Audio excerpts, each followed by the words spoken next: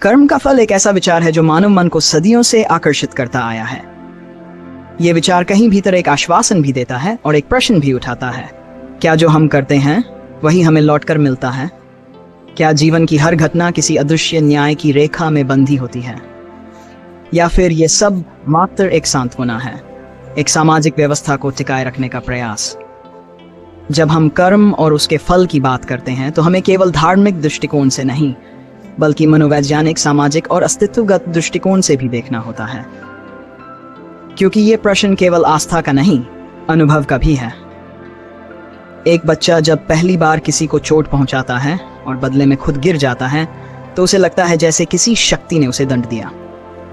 लेकिन वही बच्चा अगर किसी की मदद करता है और कुछ समय बाद कोई उसकी मदद करता है तो भी उसे एक रहस्यमयी जुड़ाव का अनुभव होता है। ये अनुभव धीरे धीरे जीवन का हिस्सा बनता जाता है। हम इसे कर्म का फल कहकर पहचानने लगते हैं। लेकिन क्या ये वास्तव में किसी सिद्ध सत्य की अनुभूति है या बस हमारे मन की खोज है कि जीवन में न्याय हो? जब हम ये सोचते हैं कि हमारे अच्छे कर्मों से अच्छे फल मिलेंगे तो क्या हम उस फल के कारण ही अच्छे बनने की कोशिश कर रहे हैं? तब क्या हमारा कर्म वास्तव में निष्काम होगा? अगर कोई ये कहे कि मैंने किसी की मदद इसलिए की क्योंकि मुझे उम्मीद थी कि भविष्य में मुझे इसका फल मिलेगा, तो वह मदद अपने आप में कितनी शुद्ध है? यह प्रश्न हमें कर्म के भीतर छिपे हुए उद्देश्य की ओर ले जाता है। शायद यही कारण है कि कुछ विचारधाराएं कहती हैं कि कर्म करो, फल की चिंता मत करो। लेकिन मनुष्य का मन ऐसा नहीं होता कि वह फल की चिंता किए बिना जी सके। मन तो हर काम के पीछे कोई ना कोई परिणाम चाहता ही है, और यही चाहत कभी कभी भ्रम का जन्म देती है। जीवन में कई बार हम देखते हैं कि अच्छे लोग भी दुख भोगते हैं और बुरे लोग ऐश करते हैं। तब हमारे भीतर विद्रोह उठता है, कहाँ गया कर्म का फल? क्या न्याय खो गया? क्या ईश्वर सो गया? पर यह सोचते समय हम ये भूल जाते हैं कि हम फल को केवल उसी रूप में पहचानते हैं जो हमारी सुविधा के अनुरूप हो। हम फल को सुख से जोड़ देते हैं और दुख को दंड मान लेते हैं। पर क्या यह जरूरी है कि जो दुख है वह दंड है? क्या यह संभव नहीं कि वही दुख हमें भीतर से बदल रहा हो, परिपक्व बना रहा हो? और क्या यह जरूरी है कि जो सुख है वह इनाम है? कई बार सुख ही वह जहर बन जाता है जो हमें अहंकार की ओर ले जाता है। कर्म का फल एक सीधी रेखा नहीं है जो तुरंत दिखाई दे। ये एक वृत्त की तरह है जो घूमकर आता है, लेकिन कब और कैसे ये निश्चित नहीं। इसलिए कई बार हमें लगता है कि कुछ भी नहीं होता, कोई फल नहीं आता। पर शायद हम समय की उस गति को नहीं समझते जो हर कर्म को अपने समय पर ही खिलने देती है। जैसे बीज डालते ही फल नहीं आता, वैसे ही कर्म करते ही उसका परिणाम नहीं दिखता, और कभी कभी फल उस रूप में आता भी नहीं जैसा हमने सोचा था। हो सकता है आपने किसी की मदद की और बदले में वही व्यक्ति आपका विरोधी बन गया। लेकिन कहीं और किसी और समय कोई और आपके लिए वही करता है जो आपने किसी के लिए किया था। तब आप सोचते हैं कि यह संयोग है, पर भीतर कहीं कोई अनुभूति होती है कि यह संयोग से अधिक कुछ है। कर्म का फल केवल बाहरी घटनाओं तक सीमित नहीं है, यह हमारे भीतर भी फलता है। अगर आप किसी के लिए बुरा सोचते हैं तो वह सोच सबसे पहले आपको ही विष देती है। आपका चेहरा कड़ा हो जाता है, दिल भारी हो जाता है और मन बेचैन।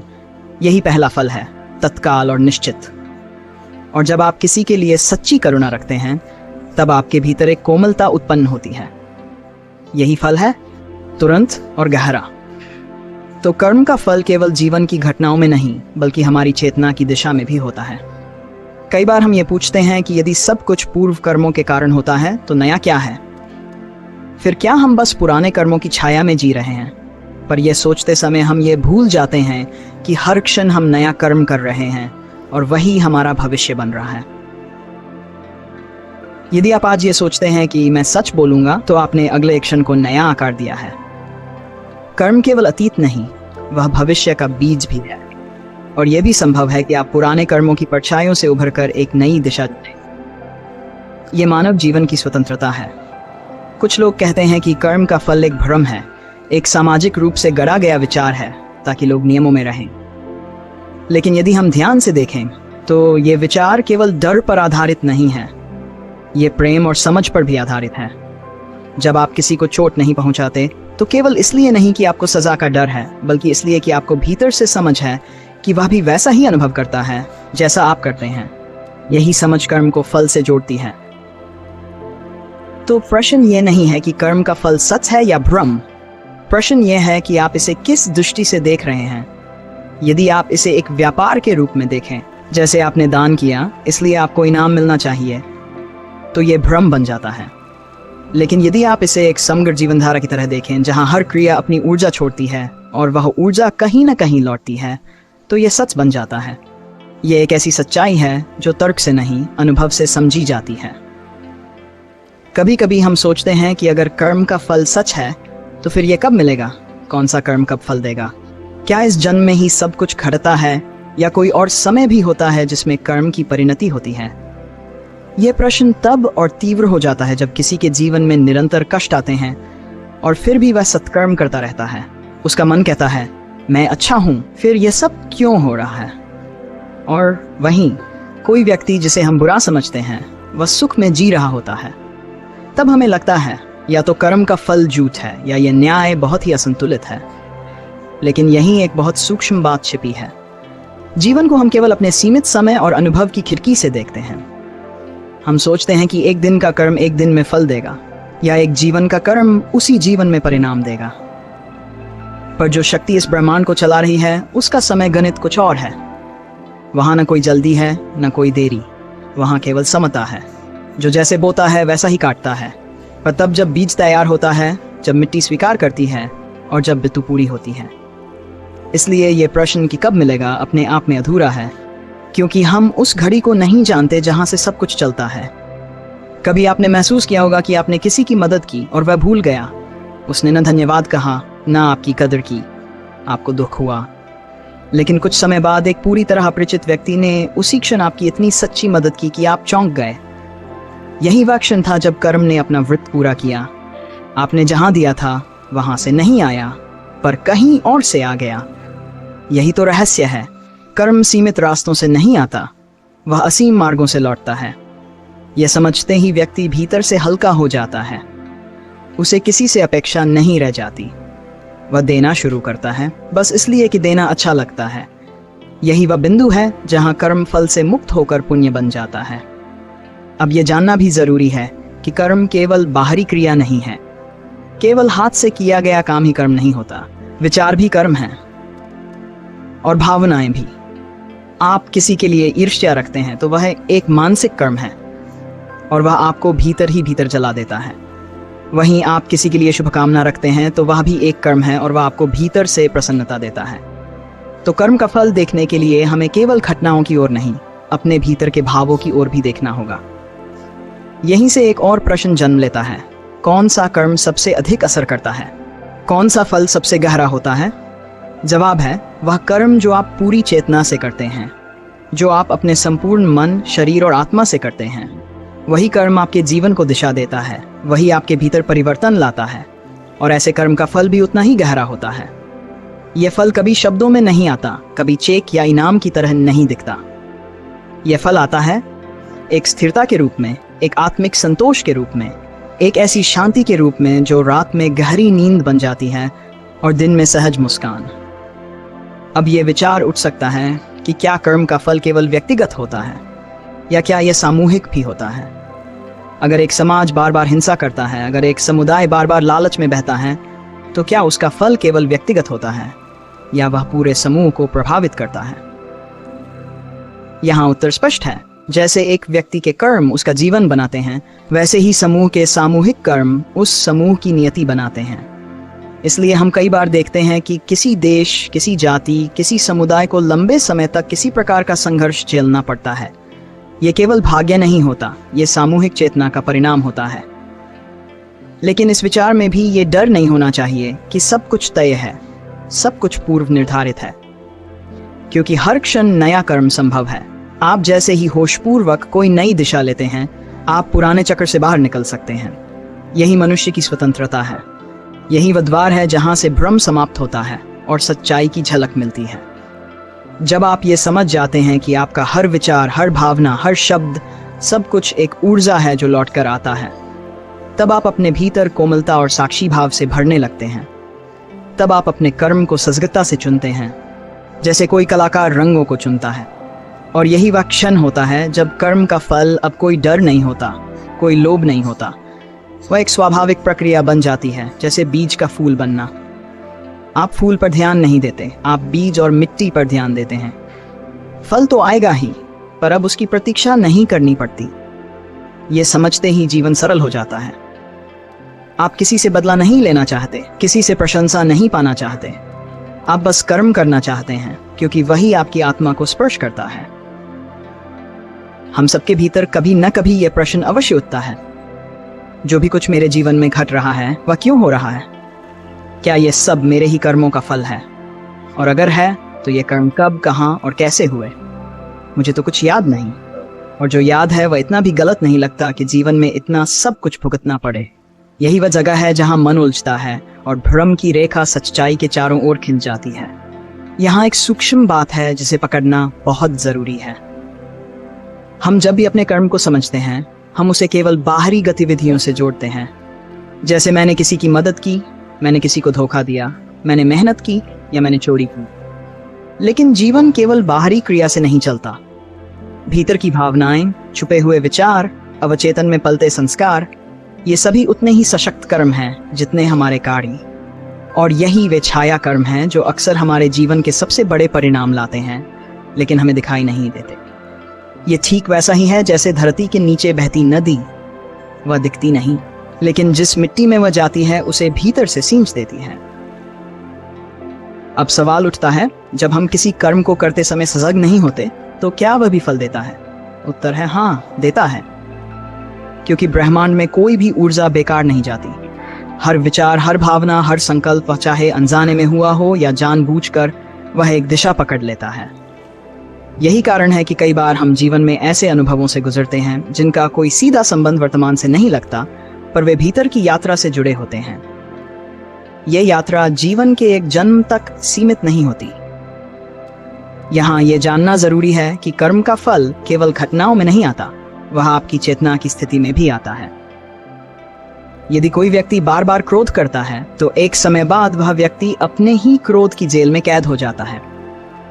बाहर से उसे सब ठीक दिखाई देता है, पर भीतर से वह टूट रहा होता है। वहीं जो व्यक्ति प्रेम करता है, दया करता है, वह धीरे धीरे एक ऐसी स्थिति में पहुंचता है जहां दुख आते हुए भी उसे नहीं तोड़ पाते। यही कर्म का आंतरिक फल है, जो धीरे धीरे आपकी आत्मा की संरचना को बदलता है।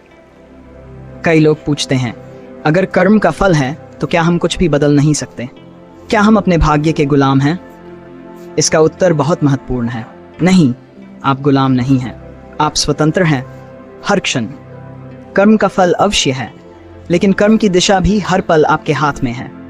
जैसे ही आप सजग होते हैं, जैसे ही आप अपने विचारों, भावनाओं और क्रियाओं को जानने लगते हैं, वैसे ही आप उस पुराने चक्र से बाहर आ सकते हैं जिसे आपने अनजाने में रचा है।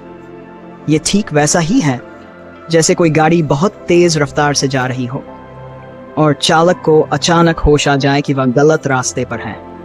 रफ्तार को रोकने में समय लगेगा, पर दिशा बदल सकती है। अब एक और प्रश्न उठता है, क्या कर्म का कोई निश्चित स्थान है? यानी यह सब कहाँ होता है? क्या कोई ऐसा क्षेत्र है जहां हमारे कर्म जमा होते हैं, जैसे कोई बैंक खाता हो?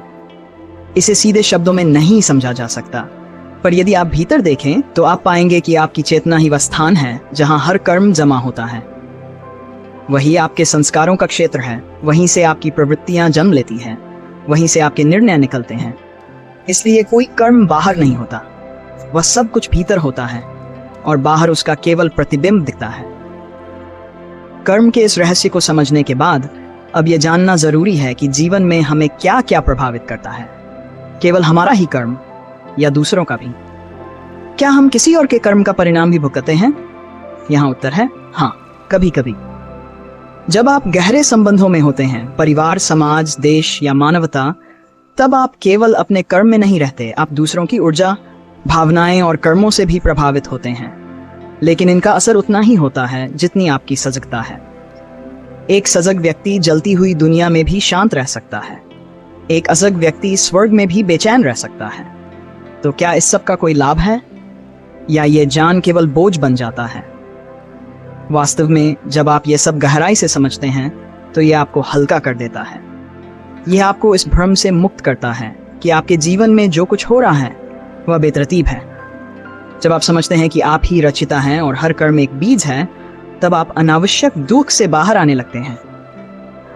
आप अपने कर्मों को प्रेम और जागरूकता से भरने लगते हैं, और यही वह जगह है जहां कर्म अब कोई सजा या इनाम नहीं, बल्कि आत्मा की यात्रा बन जाता है।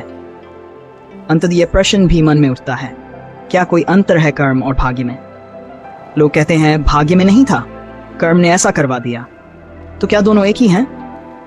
भाग्य वह बीज है जो पहले बोया गया था, और कर्म वह बीज है जो अभी आप बो रहे हैं। आप जैसे ही ये समझ जाते हैं, आप रोते हुए भाग्य की प्रतीक्षा नहीं करते, आप मुस्कुराते हुए कर्म करते हैं, और तब भाग्य भी बदलने लगता है, क्योंकि वह भी उसी भूमि में उगता है जहां आपका कर्म बोया जाता है। हम अपने जीवन में बार बार यह अनुभव करते हैं कि कभी कभी अच्छे कर्म के बाद भी कष्ट मिलते हैं, और कुछ लोग जिन्हें हम गलत समझते हैं सुखी दिखते हैं। तब मन पूछता है, क्या सच में कर्म का कोई फल होता है, या यह सब बस एक सांत्वना है, एक भ्रम है? लेकिन इस प्रश्न में ही एक गहरा संकेत छिपा होता है। हम फल को केवल बाहरी अनुभवों में खोजते हैं, जैसे सुख मिला तो फल है, दुख मिला तो फल नहीं। लेकिन यह धारणा अधूरी है। कर्म का फल हमेशा हमारी चेतना में पहले आता है, जीवन की घटनाओं में बाद में। यदि किसी ने भीतर से छल किया है और बाहर से सफल हो गया है, तो वह सफलता केवल देखने भर की है। भीतर की जमीन दरक रही होती है, वह जानता भी नहीं। और अगर किसी ने सत्य, प्रेम और करुणा से कर्म किया है, पर बाहर संघर्ष मिल रहा है, तो वह संघर्ष भी एक शुद्धि की प्रक्रिया है, एक उच्च अवस्था में पहुंचने की तैयारी है। कर्म का फल केवल घटना नहीं है, वह आपके भीतर के अनुभव की दिशा तय करता है। अब एक सवाल उठता है, कर्म का फल आता कब है? क्या वह तुरंत आता है, या वर्षों बाद, या जन्मों बाद?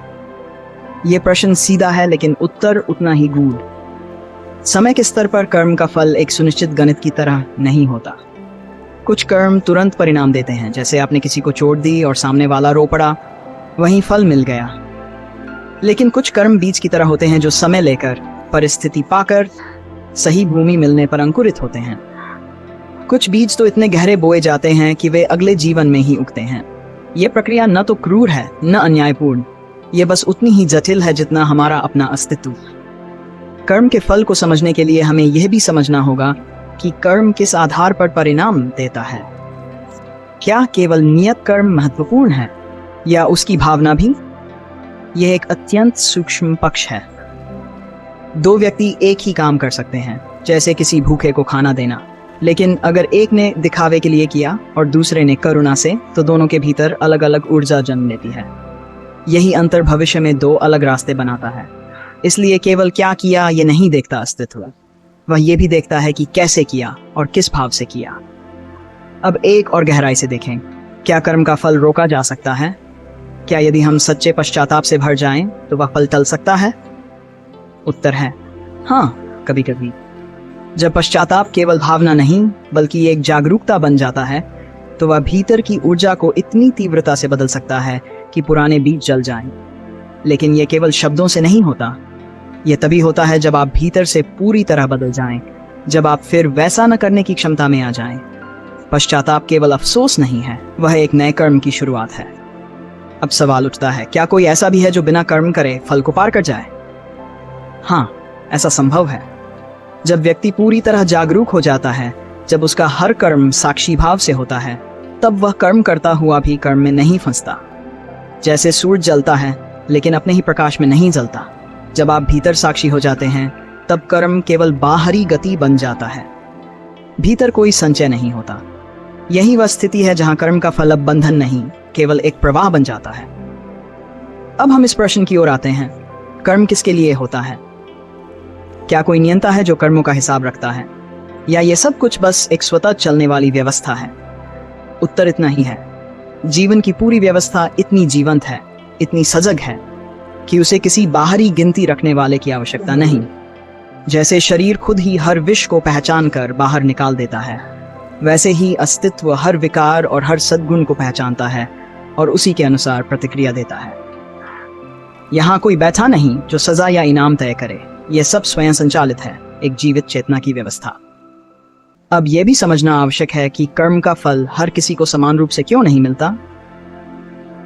कोई एक ही गलती करता है और गहराई से भुगतता है, कोई और वही गलती करता है और बच जाता है। क्यों? इसका कारण है उनकी भीतरी चेतना की स्थिति। उनकी आत्मा की यात्रा कहां से कहां तक पहुंची है। जैसे डॉक्टर की दवा एक ही हो सकती है, लेकिन शरीर की प्रतिक्रिया अलग अलग होती है, वैसे ही कर्म का फल भी हर आत्मा के स्तर पर भिन्न अनुभव देता है। अब ये प्रश्न भी मौजूद है, कर्म और संयोग में क्या अंतर है? क्या हर चीज कर्म है या कुछ घटनाएं केवल संयोग मात्र होती हैं? उत्तर है, संयोग भी कर्म के भीतर ही समाहित है। जो तुम्हारे लिए संयोग है वह तुम्हारी ही चेतना का एक छुपा बीज हो सकता है।